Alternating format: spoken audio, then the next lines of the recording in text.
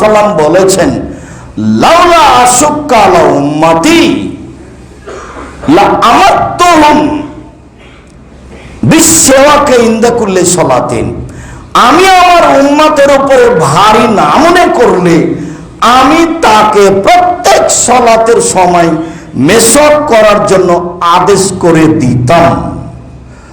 ও OLA আখারতু সালাতাল ইশায়ে ইলা সুলুসিল লাইলি, আর এশার সালাতটা রাতের 1 ভাগ পার হওয়ার পরে, রাতের 2 ভাগ পার হওয়ার পরে আমি আদায় করতে বলতাম, মানে রাত 12টার পরে।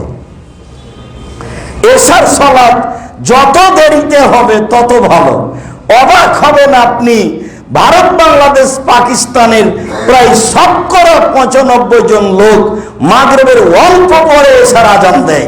যারা সূর্য ডোবার পূর্বে পূর্বে আসর পড়ে, যারা সূর্য ওঠার পূর্বে পূর্বে ফজর পড়ে, মানে সহিহ হাদিসের সাথে একটা মিল নাই।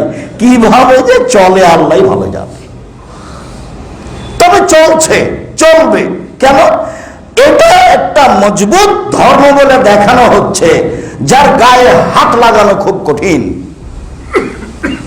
লাগাবে কে? কঠিন লাগানো। শুনুন, আল্লাহর নবী বলছেন, আমি আমার উম্মতের উপরে ভারী না মনে করলে এশার সালাত রাতের 3 ভাগের 2 ভাগ পার পরে যাওয়ার পরে আদেশ করে দিতাম, যাও রাত 12টার পরে এশার সালাত আদায় করে, এটা বলে দিতাম। কিন্তু আমার উম্মত সামলাতে পারবে না, সেই জন্য আমি আদেশ করিনি। সেইটা মাগরিবের একটু পর পরে হয় কি করে যায়, সেটা ভিন্ন কথা।